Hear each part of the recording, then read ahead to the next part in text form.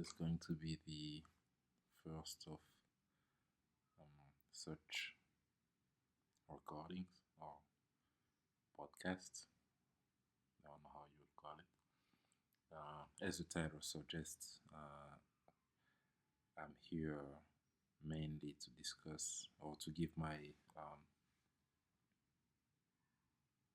proposed answer to the question of why Kamala lost, why the Democrats lost the 2024 election.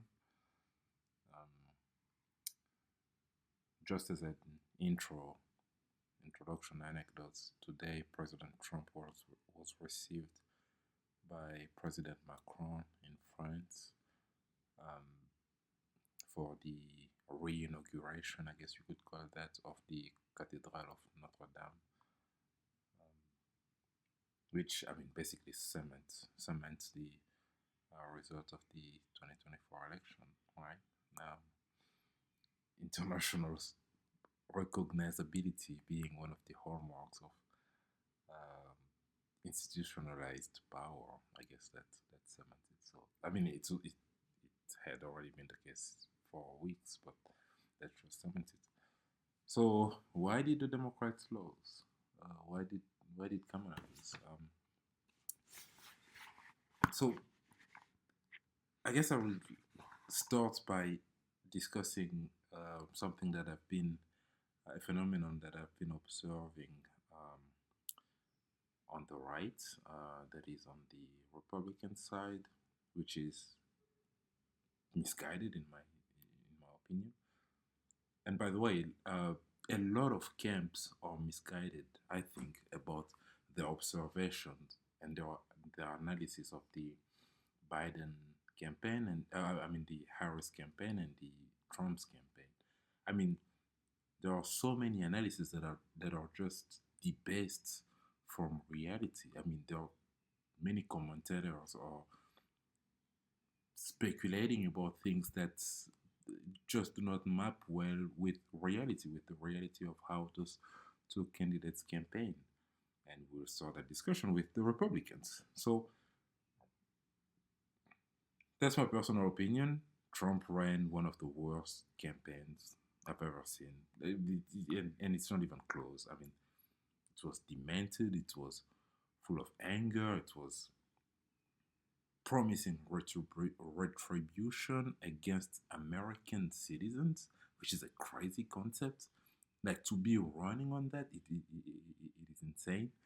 Um, but right now, I mean, the Republican won. The Republicans won, and they won in quite a decisive manner.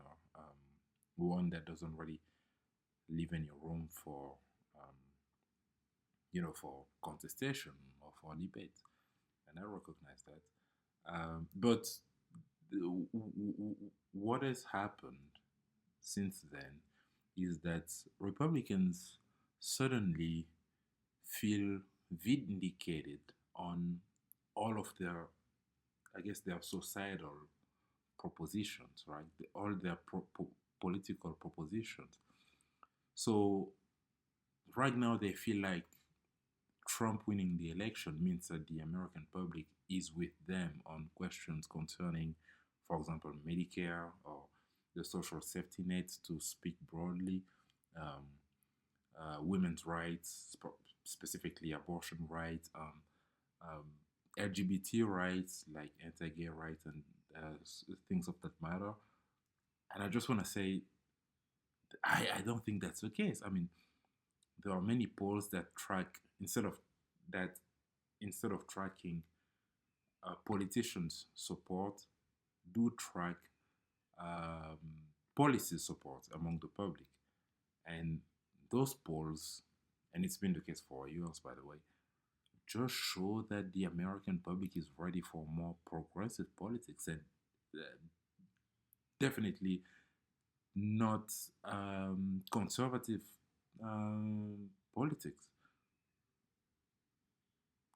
I mean, um, I mean, you look at the favorability rates that um, um, government programs such as Medicare, Medicaid have, for example, and you will see that the American public is clearly not ready to give those up. But now, since they have won the election, um, they think that their candidates, having won in the manner that he had, which, by the way, just as an aside, is kind of funny because Democrats, especially Joe Biden, won by a larger margin than Trump will win, and by a higher number of votes as an absolute. But surprisingly, Republicans didn't think during this time that such numbers implied a mandate, which is a word that we've heard more and more of lately. Um, but yeah, those measures actually aren't popular. Like just because Joe Biden won by those margins, the margins that he had won by in 2020, doesn't mean that the whole American public was all of a sudden aligned with the entire Democratic Party's agenda. And uh, I don't know why Republicans are now pretending that that's a rule. That when a Republican wins the Electoral College and the popular vote, that means that the said candidate has won a mandate. It's weird, but it's symptomatic of the um, the hypocrisy and the double standard that have permeated the conservative movement for a few years now, for a few decades even. So yeah, the first observation is no. Um, just because Trump won the election doesn't mean that all of a sudden the American public is aligned with all those conservative policies. I mean, like, uh, check what the level of support among the American public for the social safety net measures such as Medicaid, Medicaid, Medicare, unemployment, and stuff like that. Uh, Check what their level of support is for abortion rights. Check what their level of support is for LGBT rights, and so on and so on. I mean, clearly the American public is not conservative, all right? I mean, it might elect um, conservative candidates because of the nature of the electoral system in the US with the two-party system and stuff. But that doesn't mean that all of a sudden Americans are ready to, for example, um, take away LGBT right, like gay marriage right, for example, or abortion right. And this phenomenon has actually been observed in this election cycle because at the same time that you had states and counties electing Trump overwhelmingly, in parallel elections that had to do with state measures and state legislation, they are pronouncing themselves in favor of either candidates that represented a more progressive flank on social issues, but also just sometimes they would just elect a democratic candidate, let's say for governorship or for the Senate or stuff like that. So no, I just want to I just want our Republican friends to press on the brake a little bit and understand that Trump's victory does not mean that all of a sudden they can enact all those draconian measures, some of which were laid out in the infamous Project 2025. So, having talked about that, there was also another camp whose analysis of Kamala's defeat or Kamala's defeat, sorry, has kind of left me on my hunger, and it's the Democratic strategist, which as the year pass is starting to become more and more as of an oxymoron. But on their side, you basically have the vision that the Democrats weren't conservative enough. Yeah, sure, they parroted Dick Cheney more than they parodied with genuine left leaning Democratic politicians such as Bernie Sanders or AOC. So not only did they, yeah, sure, like they parodied Liz Cheney all over the campaign.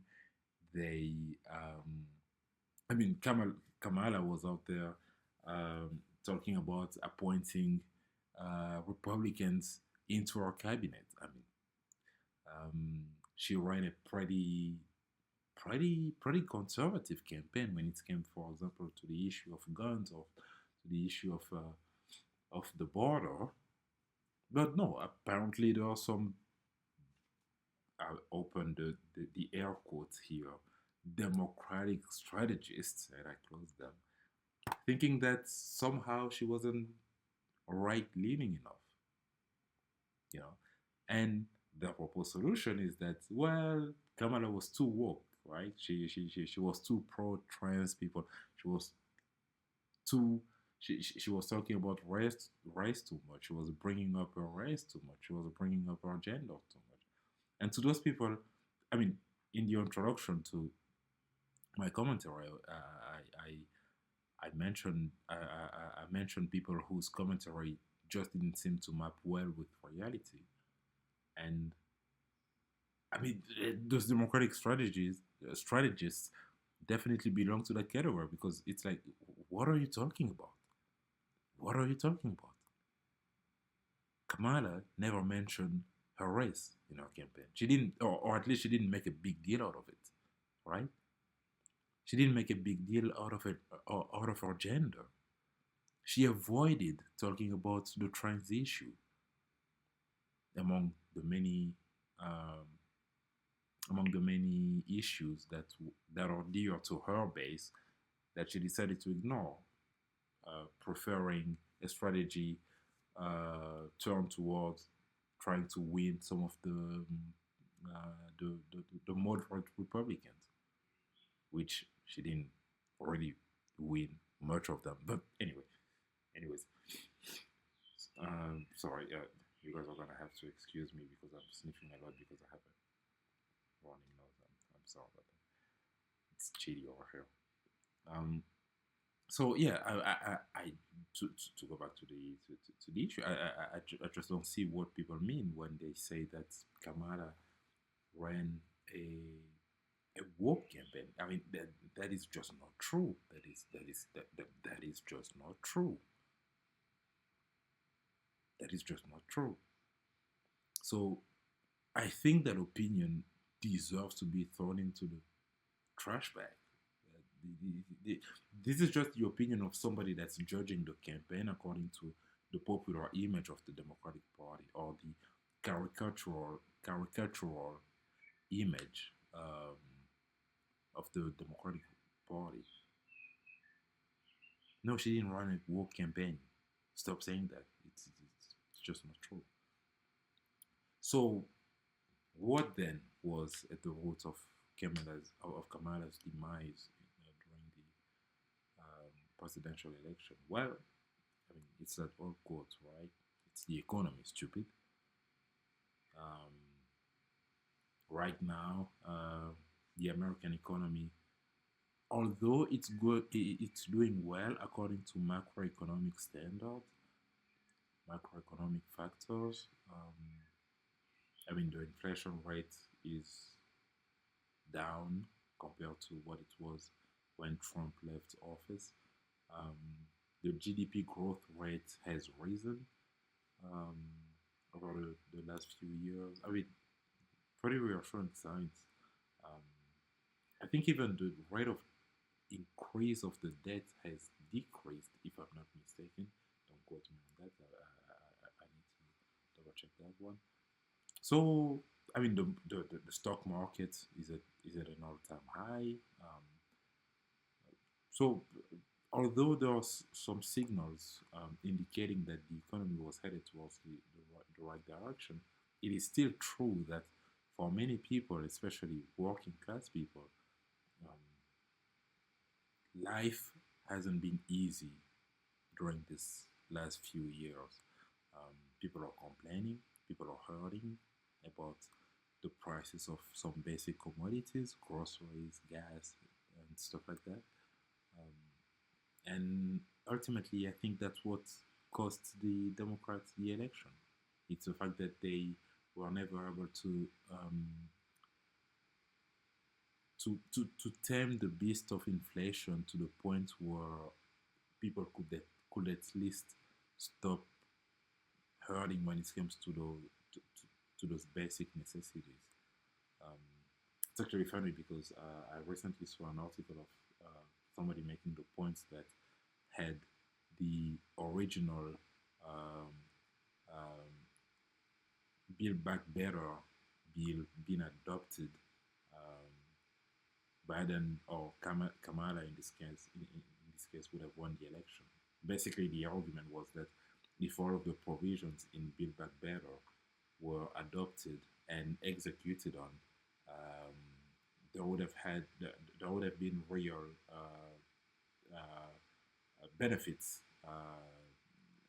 in for the American people, like direct and palpable benefits that would have resulted in their quality of life improving, and that would have consequently made them more loyal to the Democratic Party. That would have passed that bill.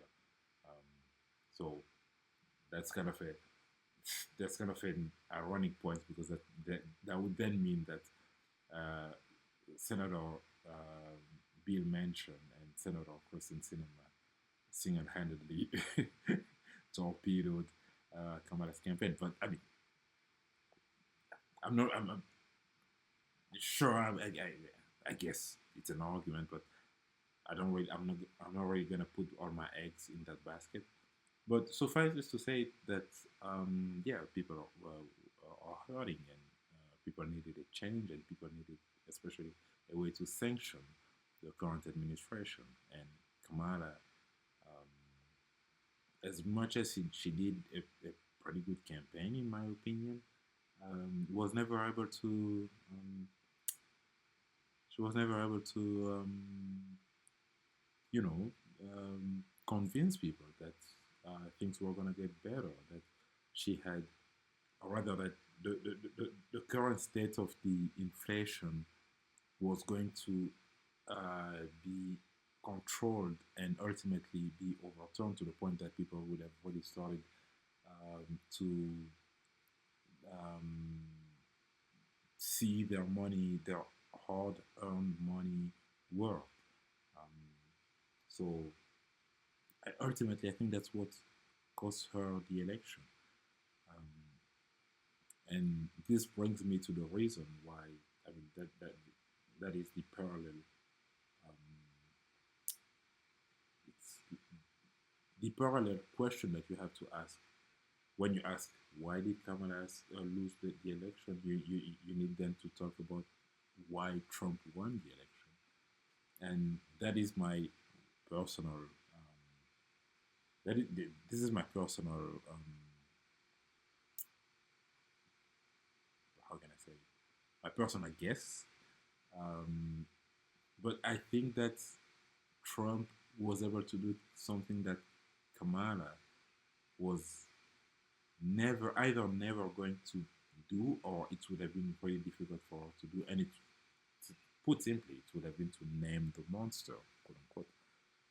And what do I mean by naming the monster? Well, by just plainly stating a reason as to why the economy was in the state that it was in. Um, Obviously, for Trump, it's easy to state. First of all, he has the president who is from the opposition party, or from the other party, in this case, the Democratic Party. So that's easy for him to condemn him first. And second, he just, I mean, he has like all those groups and ethnicities and minorities that he could just blame for the current state of the United States. He could blame them for, he's blamed immigrants, he's blamed Haitians, he's blamed Latinos, he's blamed illegal immigrants. I mean, he could just go on, right? He's blamed the left, left-leaning people, and all that stuff, right? All these people. Now, we could have a discussion about whether blaming them was accurate, and in my case, I think that it was not an accurate, an accurate accusation, right? But he nevertheless provided uh, a monster to the public. He was able to say, hey, here is your monster. Here is the person that is making life difficult for you. Kamala, on the other hand, didn't really do that. And the reason why I think she couldn't really do that is that, I mean, either it would have implied throwing her boss under throwing her boss under the bus, or it would have implied doing something that the Democratic elite is not really fond of, which is to blame the, you know, basically the 1%, the way Bernie Sanders would. Um, so ultimately, I think that was one of her weaknesses, and that it might have, in my opinion, cost her the election. The fact that she wasn't able to, because I mean, from a democratic standpoint, who tends to be the villain in the misfortunes of American society? Well, it tends to be the elite class that hoards all the resources and money to themselves, right? Um,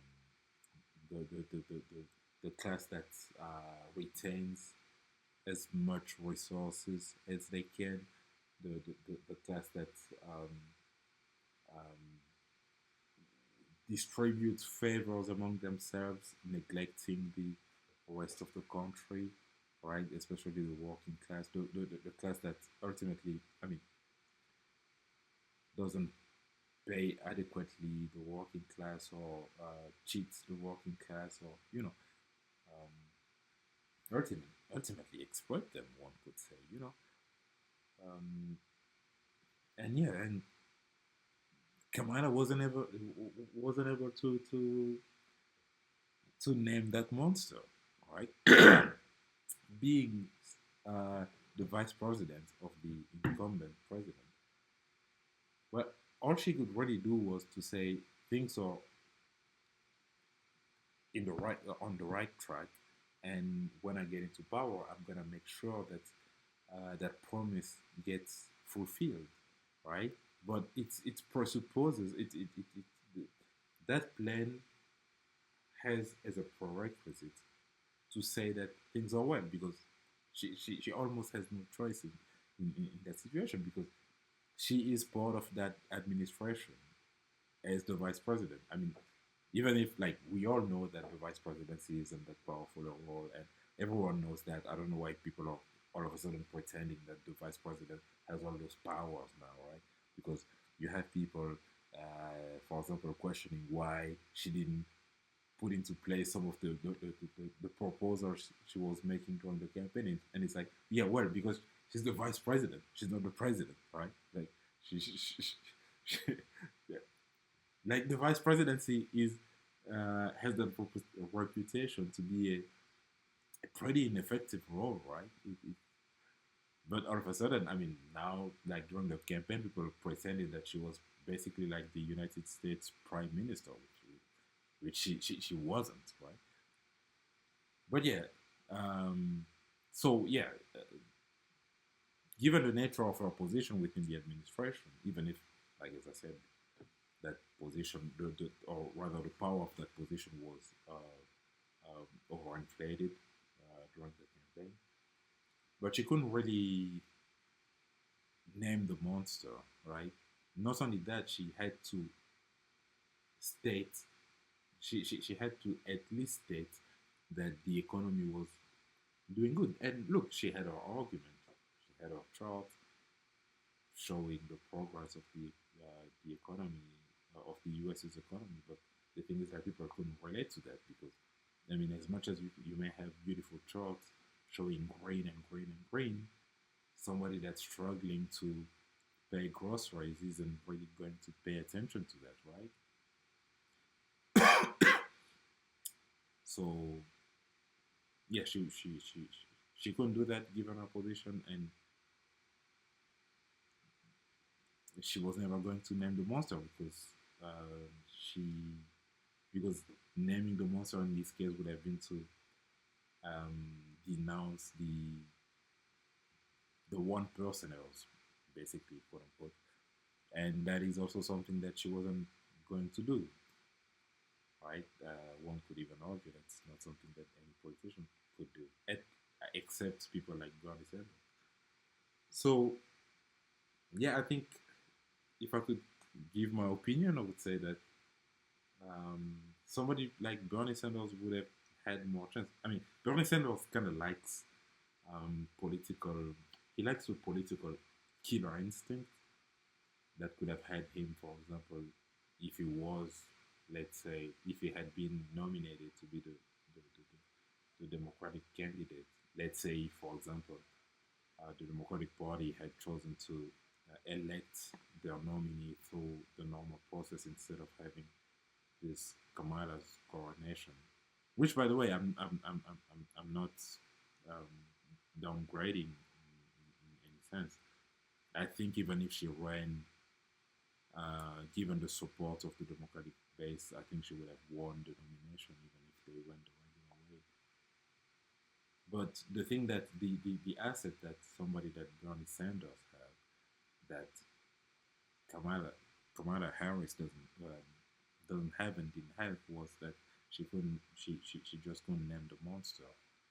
She couldn't say that um, greatflation, what many economists have called greatflation, was a huge part of the inflation that people are suffering from. Um, so yeah, I think a candidate that would have been able to name the monster would have had a better chance. Somebody that would have been able to say that some of Biden's policies um, um, have resulted in the inflation being what it is, and that um, you know that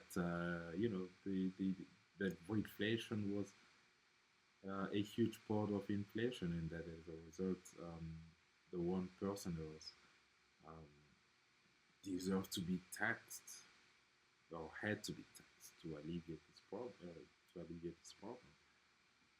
Um, and she wasn't the candidate that was going to do that. So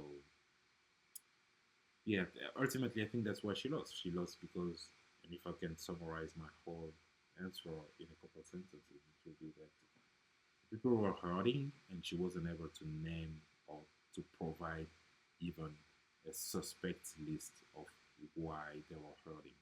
Whereas Trump did, right? Trump had everybody and their mother and their grandmother um, as the culprit for the current situation, and I guess people were satisfied with having an answer rather than having no answer. And that's why ultimately I think he performed the way he did. Um, so that obviously implied that, I mean, I think I've laid out a coherent body that would imply, for example, that it wasn't about the Republicans' um, societal reforms, those weird ass societal reforms, excuse my French, that they're proposing, such as, I mean, some of them are talking about a national abortion ban. Some of them are talking about repealing Medicare and Medicaid. Some of them are talking about going back on the Supreme Court case that made gay marriage illegal. I mean, this is just insane stuff, right? So no, it wasn't about that. It was a slap by the people to the class that the people believed was responsible for their current misfortune. So, I mean, I would end my analysis with a proposal, I guess, for the way forward, right? What do we do now? What do the progressive base do now? What what does the progressive party do now? And I think my answer is just, I mean, seeing as seeing as how being able to quote unquote name the monster was decisive in this election, I think the Democratic Party has no choice but to go with the more progressive lane of the party. Basically, to go all the way FDR too, right? You know, like to revive the progressive base because the progressive base can actually make promises that the current uh, democratic leadership, which is dominated by the neoliberals, right? The neoliberals, the, your Clintons, your Obamas, your Pelosi's, your Biden, and I mean it's been about three election cycles now that it's shown its fragility. Ultimately, I think that the Democrats have the better plan for society. They are just their bigger their biggest obstacle is first of all that we have a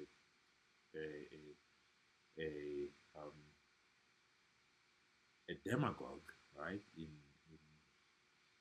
Um, in Trump that's would just lie, like plainly lie about what he thinks about what society could do. Like to him, it's just a game. It's just about saying the right thing to get elected, right? This is how, for example, he was able to deny his connection to Project 2025, even though he's talked about Project 2025 before he has since being elected president-elect has nominated Project 2024, Project 2025 people in his administration, and people were still buying the fact that he had nothing to do with it, which is insane.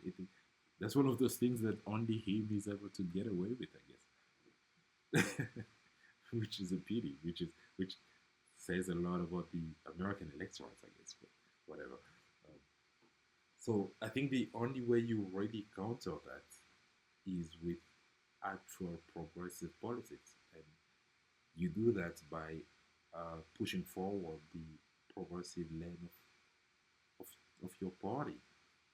And I don't think that if we are talking about specific politicians, I don't think Bernie is going to do it because, as I said before, Bernie, as much as he enjoys a pretty high um, favorability rate, uh, he's been, I think, like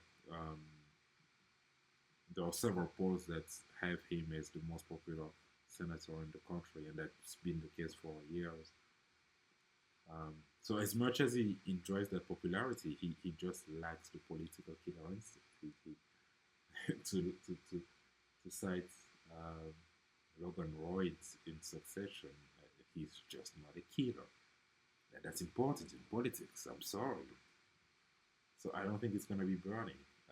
He's aging, obviously, and other than that, even if he wasn't aging, he has that lack of political killer instinct that's a burden for him. So I think that the party may be ripe for to be taken over by some true progressive.